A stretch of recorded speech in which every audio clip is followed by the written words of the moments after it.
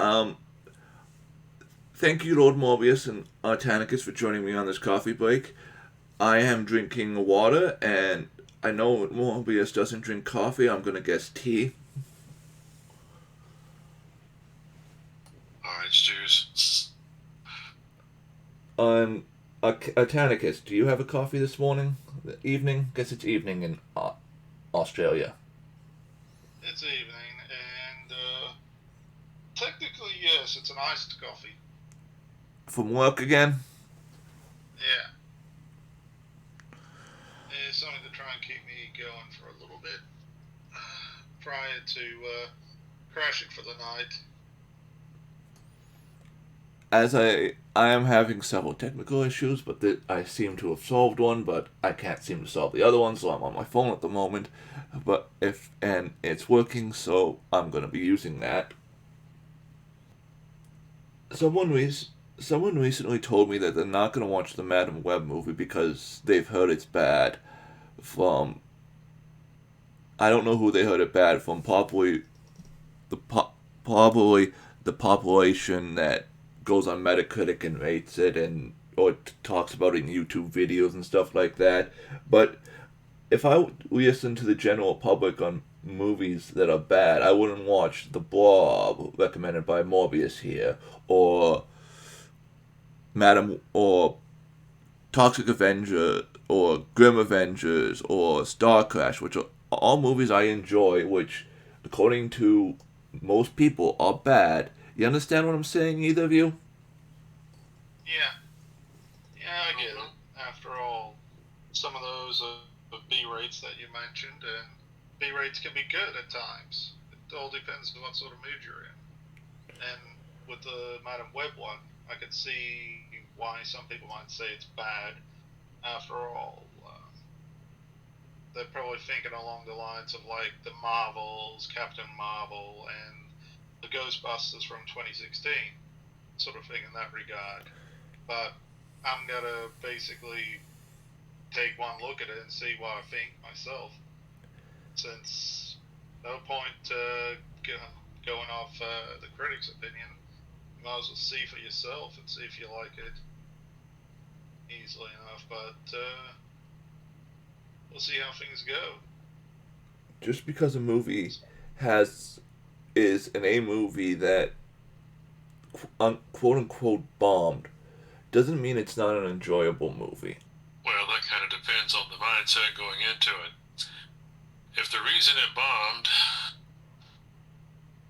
in the box office financially is because of the quality of the acting or the quality of the special effects or the quality of the writing of the script, and you go in to see what was supposed to be a blockbuster action adventure movie, but you go in expecting it to be a comedy spoof of the genre it's supposed to be in, you can find those movies to be hilarious. Like back in the 80s, they had the Flash Gordon movie, where you have the villain, Ming the Merciless, who has conquered countless solar systems and planets all across the galaxy. He has this massive armada of spaceships with alien soldiers from every corner of the galaxy. Yet you've got from Earth one college football hero named Flash Gordon who puffs out his chest when Ming the Merciless captures his girlfriend and says, "Back off, Ming, the girl's with me," and you actually expect Ming to take him seriously. Sorry? I was going to say, that's hilarious on its surface, if you have the right mindset going into it. Easily enough.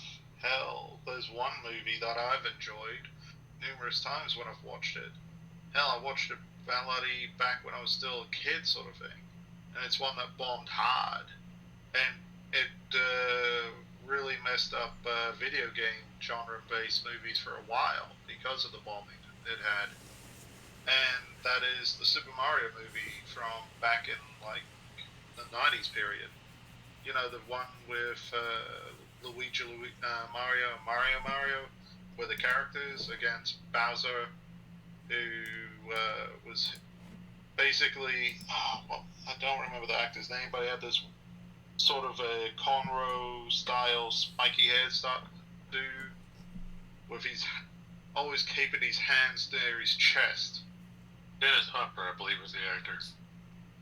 But I remember that movie, hearing about how that movie bombed like 20 years after the fact, sort of thing, where they had technical issues with the writers, where as well as the directors. They went through multiple directors, and then when they finally got one set that stuck, they decided to change everything around to their vision, sort of thing, and it messed with the synergy a fair bit, and that and the fact that the studio that they were filming the movie in had extremely poor AC, and it was in the middle of a heat wave.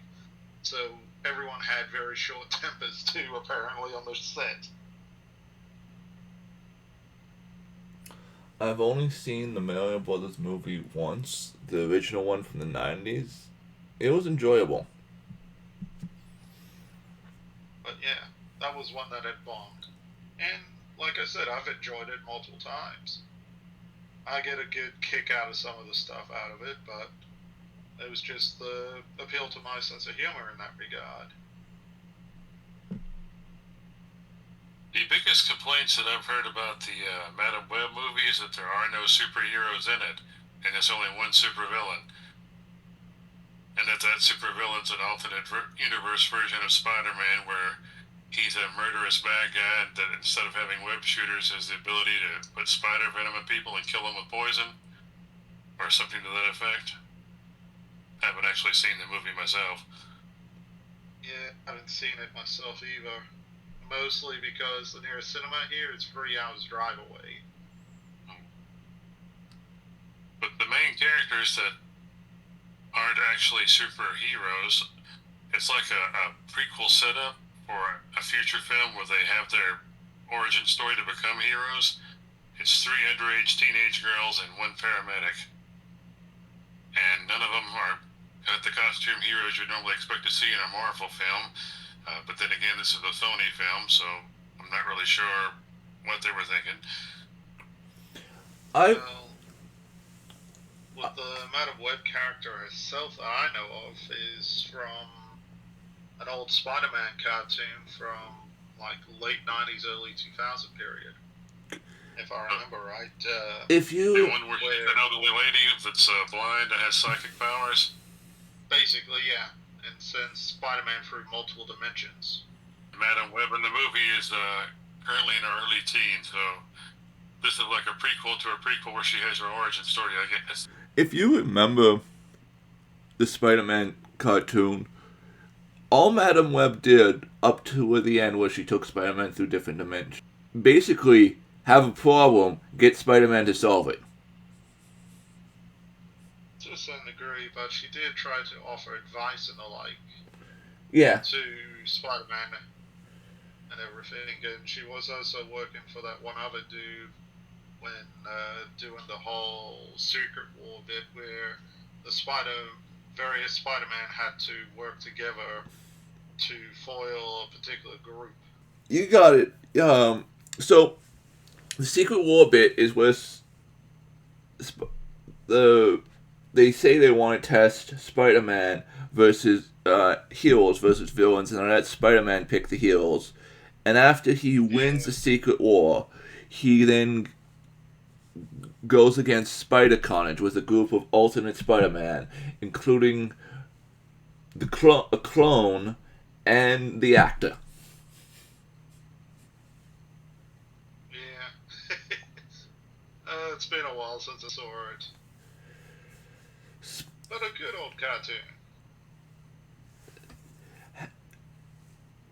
Have you heard that they're bringing back the X-Men TV show as X-Men 97 on Disney Plus? I haven't, but I'm not too surprised. I've heard it mentioned, but I'm not too well versed in the details surrounding it. I hope it does well, because Spider-Man and the X-Men show crossed over both ways. So I hope that if it does well, Spider-Man will get a better sequel series. I love its sequel series, but I also hate its sequel series because the sequel series to Spider-Man's the animated show is what most people call it. is Spider-Man Unlimited. If you've ever seen that one on Planet Earth with the Beast People, either of you. Not me, sorry. Limited. Last one I saw was Ultimate Spider-Man. Unlimited, it came out. Had Venom as a good guy. Spider-Man Unlimited came out in '99 and ended on a cliffhanger. Oh yeah, I remember Unlimited now. He went up in a rocket Counter to Earth. alternate Earth, if I remember right. Yep. Like a parallel Earth. On the other side of the... Yeah, I remember it now. And there was Carnage and Venom popped up over there too and released a shite ton of spores. That's the one thing I dislike about falling in love with media that people consider bad. Because if it's considered bad, sometimes when it's considered bad, it will be a great show, leave on a cliffhanger, great, highly enjoyable show, I should say, end on a cliffhanger, and then disappear into the wind. Yeah. There was also an early attempt, a little bit too, at some other more 3D aspect of animation.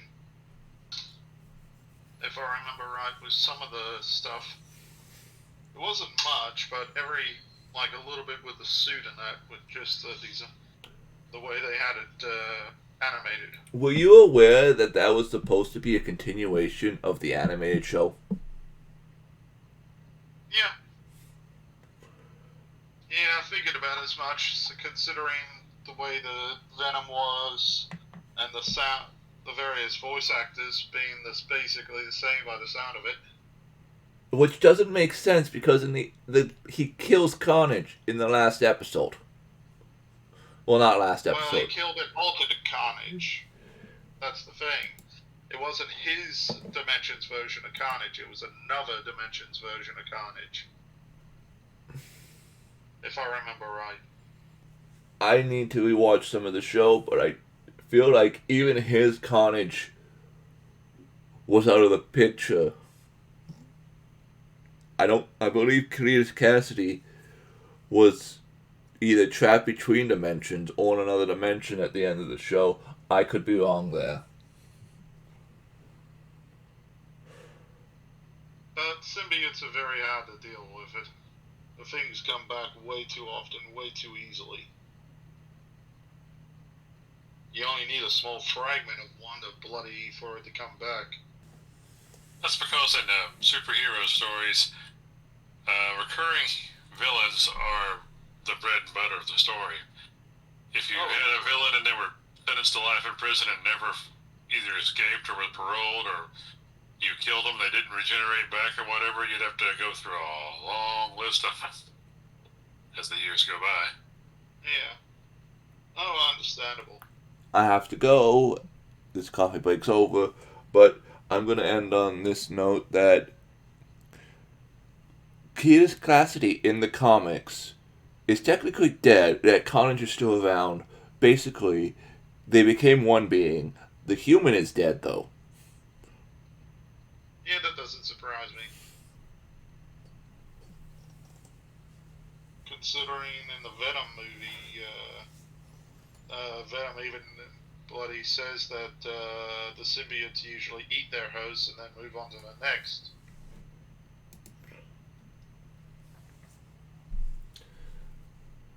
But being a comic book superhero story, the dead human can always find a way to come back into storylines, either through being cloned or using some of Doctor Strange's magical wish powers or whatever. There's always a way in the universe of comic book superheroes. Yeah. Various methods to the madness.